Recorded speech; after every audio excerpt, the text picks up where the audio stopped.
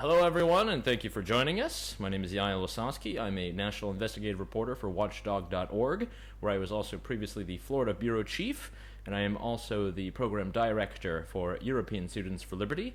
I am joined today by a great hero of mine. He was the man who hired me at the Franklin Center for Watchdog.org. His name is Steven Greenhut.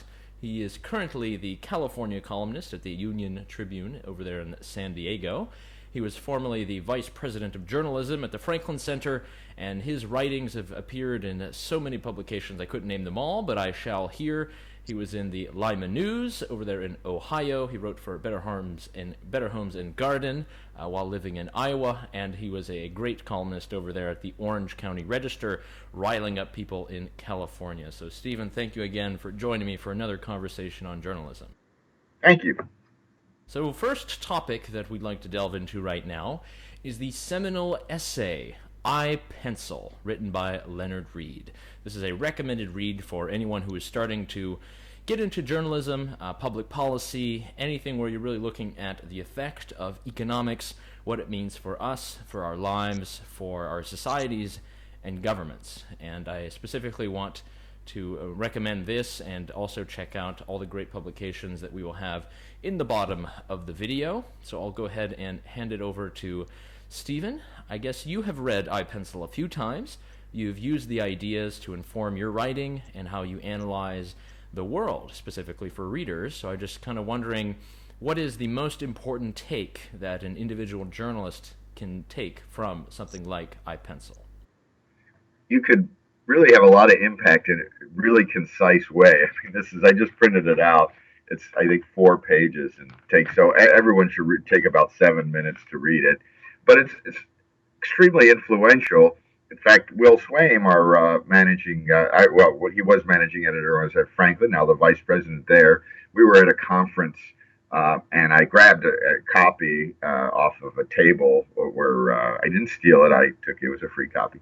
And he read it, and he was really moved by it. And most people who read it are very moved by it because it's an autobiography of a pencil, which sounds silly. But what it does is explain the complexity of the free market system and how a pencil. Well, I just have a pen here, but I'm sure a pen's complex too. How difficult it is to make all the pieces come together, and that as simple as something as a pencil, and I believe Reed picked a pencil because it seems so simple. Who thinks about a pencil? It's a really basic object, as basic of a consumer object as you get.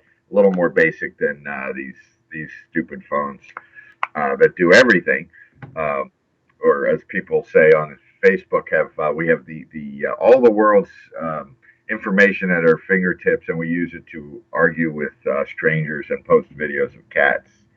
I'm guilty on both counts.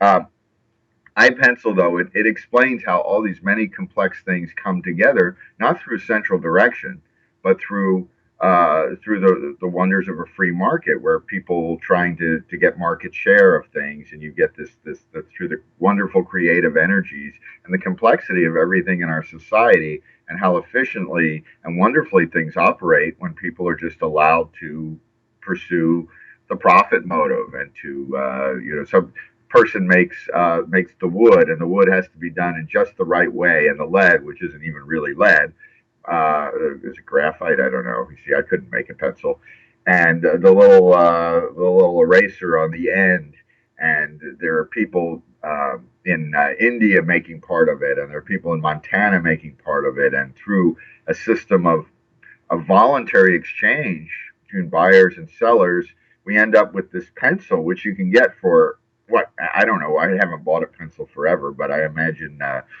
they don't cost very much per item, and yet there's still enough profit to be made. It really is an amazing thing. So it's an allegory for how the free market system works. And it's very central if you even analyze it by the way of knowledge, in that as many people as there are working on this chain of building the pencil, there never is one person who knows exactly what it's going to take to build it. There's not one person who knows exactly how much you're going to need of this and that. It all comes together, and they certainly can't think of all the very minutiae that has to go into every single action, whether it's the truck driver driving the wood from the forest to the factory to ship off, and the people that made the tires on the truck to the people who have gotten the rubber from the same forest. It's so complex and complicated, and I think for young journalists, what exactly would be the message when you're looking at complexity and knowledge, specifically when that's applied to business or government or anything else that someone might analyze? Well, yeah, it is to. I think that is the thing, to look for the complexity. I mean, to consider that it's not so simple. So when government officials always promise to fix everything, and say, "Hey, we're going to pass a law that's going to improve pencil safety because people accidentally keep poking their eye out as they're writing, or accidentally." So they're going to pass a new regulation to protect the user from the deadly pencil rampages or whatever the latest crisis of the day.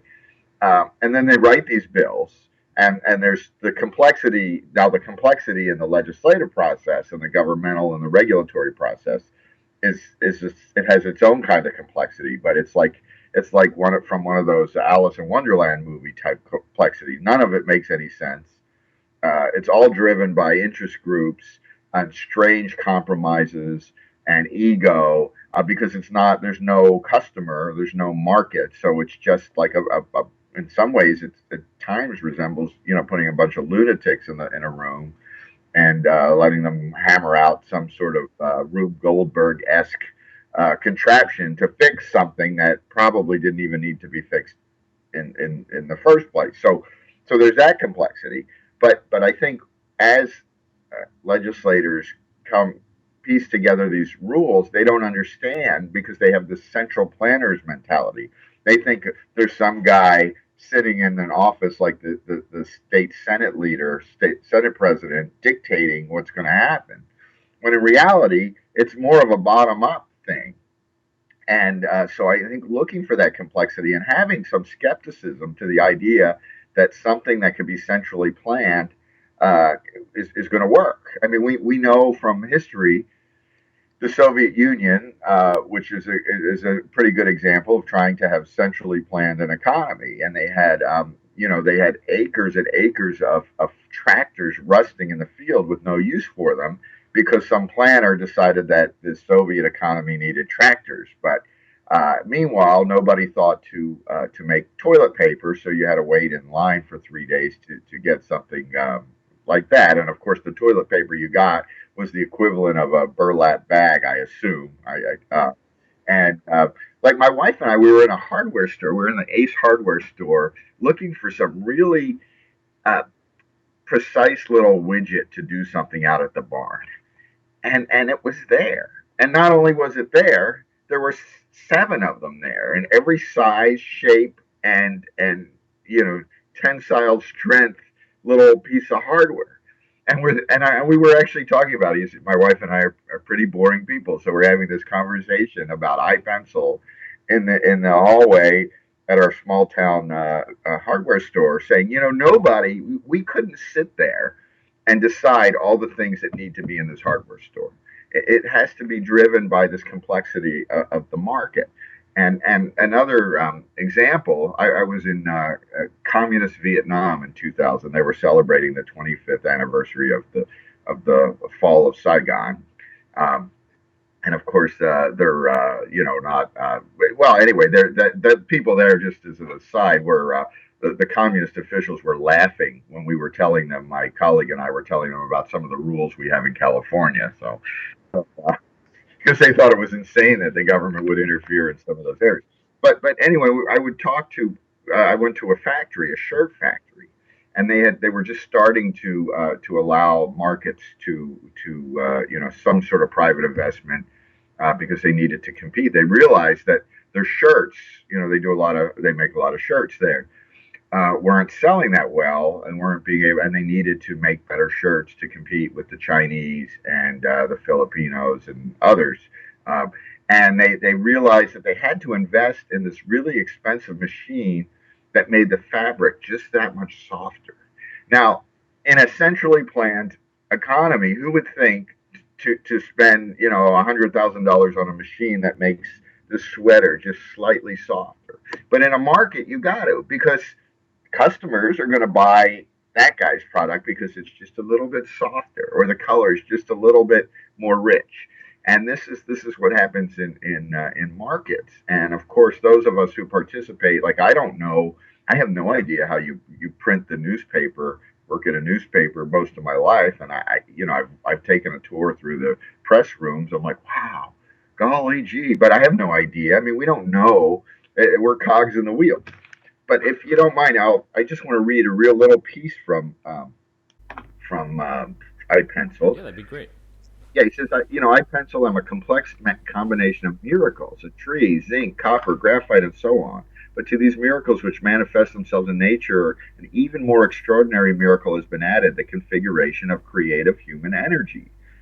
Millions of tiny know-hows, that's what I like, millions of tiny know-hows configurating, not sure if I'd use that word, naturally and spontaneously in response to human necessity and desire, and in the absence of any human masterminding. So I mean that's what iBenzel's about, and it talks about the lesson. Of course, he gets preachier at the last paragraph. Leave all creative energies uninhibited. And that we people could debate how much government should inhibit things, but let's not pretend that what government does is anything but an inhibitor.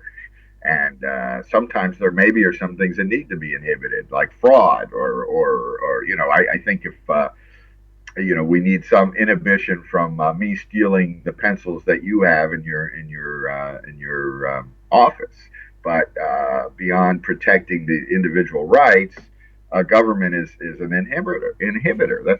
That's what it's all about. So, if we have the example of iPencil, and we're a young journalist, we're out on the Hill in Washington, D.C., or we're covering the state capitol in Montana, Nevada, or elsewhere, and we see the dealings, we see the legislation come down, we hear the comments from the public leaders who tell us we need to pass this law because it will help increase jobs in this sector, and we need to be sure we protect these jobs. And how would you, as a young reporter, whenever dealing with public officials, questioning them on this, and also just kind to look objectively at these kind of arguments put forward by public officials that we should aid one certain company over another, what do you think is the best way to analyze that and to be able to present that to a public audience?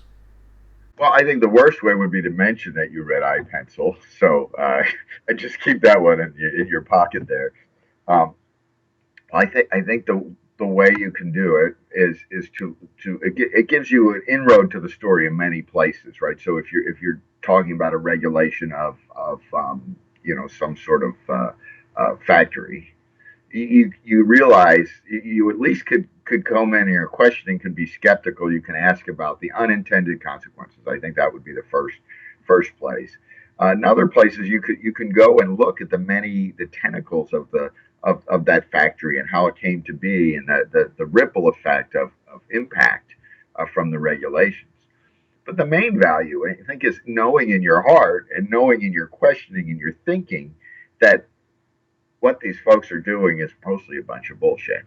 That they're not gonna through fiat, through some rule, solve a problem. That knowing that an economy, again, that maybe there's some need for some regulation of some sort, but knowing that the fundamentals of the business being regulated is a really complex entity, something beyond the ability of uh, of a regulator to grasp. Now, on the downside, from people from our perspective, um, the free market is so creative and involved in so many millions of tiny know-hows, is that it adapts.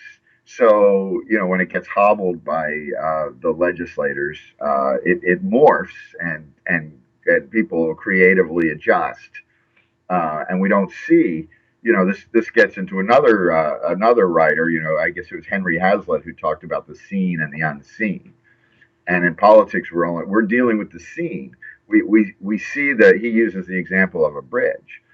We see that bridge that the government built, and it's a good bridge. I mean, we need to get to the other side of the river, and it looks pretty nice, and you don't see all the all the bad, poorly maintained elements. So it looks like a good bridge, but we don't see what didn't happen because of the money spent there. And it's just a way, more of a way to inform your understanding of complex economic phenomenon than it is maybe to zero in on a particular story. But if you understand the complexity, I think you're going to be a little more um, uh, precise in how you try to define any of the solutions that come from the legislative political sector. Sure. And Henry Hazlitt, who also was a columnist for many years for the New York Times, wrote the great book Economics in One Lesson.